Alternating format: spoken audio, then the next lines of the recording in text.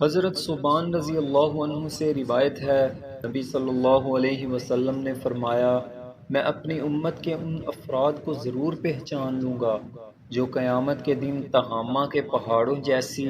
سفید روشن نیکیاں لے کر حاضر ہوں گے، تو اللہ عز و جل ان نیکیوں کو بکھرے ہوئے غبار میں تبدیل کر دے گا۔ حضرت صبان رضی اللہ عنہ نے عرض کیا، اللہ کے رسول، ان کی صفات بیان فرما دیجئے، ان کی خرابیوں کو ہمارے لیے واضح کر دیجئے، ایسا نہ ہو کہ ہم ان میں شامل ہو جائیں اور ہمیں پتہ بھی نہ چلے۔ آپ صلی اللہ علیہ وسلم نے فرمایا، وہ تمہارے بھائی ہیں اور تمہاری جنس سے ہیں اور رات کی عبادت کا حصہ حاصل کرتے ہیں جس طرح تم کرتے ہو، لیکن وہ ایسے لوگ ہیں کہ انہیں جب تنہائی میں اللہ کے حرام کردہ گناہوں کا موقع ملتا ہے تو ان کا ارتکاب کر لیتے ہیں۔ ایک حدیث میں اللہ کے رسول صلی اللہ علیہ وسلم نے فرمایا کہ عصر کی نماز جلدی پڑھ لو،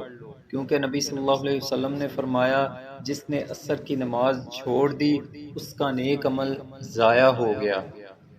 ایک حدیث میں رسول اللہ صلی اللہ علیہ وسلم نے فرمایا،